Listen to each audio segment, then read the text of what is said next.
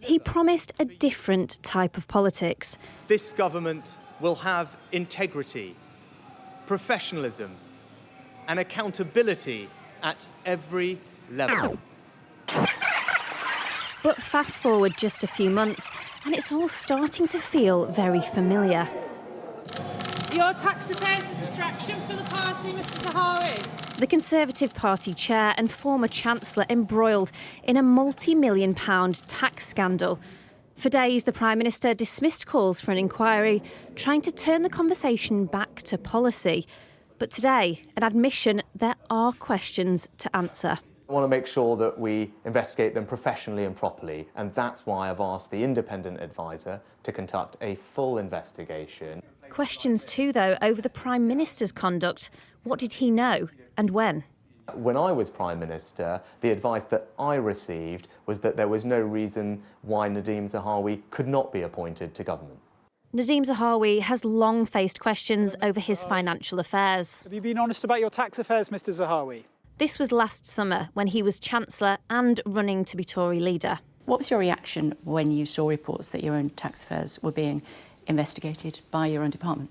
So I was clearly being smeared. I was being told that the Serious Fraud Office, that the National Crime Agency, the HMRC are looking into me. I'm not aware of this.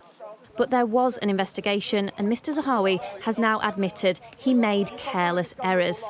And following a dispute, he agreed to make a multi-million-pound payment to HMRC. I think it's obvious that Zahawi can't stay as Tory party chair. The very idea that he can be discussing and negotiating his own tax affairs with the body that he's supposed to be running, everybody knows it's wrong.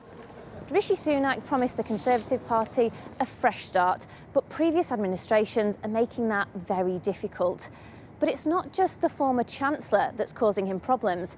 It's also the man that came before him in number 10 that he just can't seem to shake off, Boris Johnson. After it emerged that in 2020, when he was Prime Minister, he was helped by his friend Richard Sharp to secure an £800,000 loan.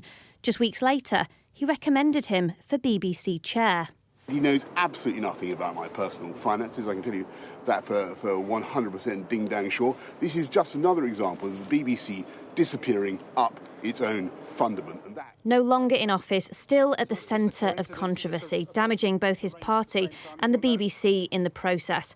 With Mr Sharp today telling staff there will be a review into conflicts of interest surrounding his appointment, and he regrets the distraction this has caused. In Westminster, the spotlight is on number 10 and whether the Prime Minister can live up to the standards he set himself. The next few weeks will certainly put that to the test. Liz Bates, Sky News, Westminster.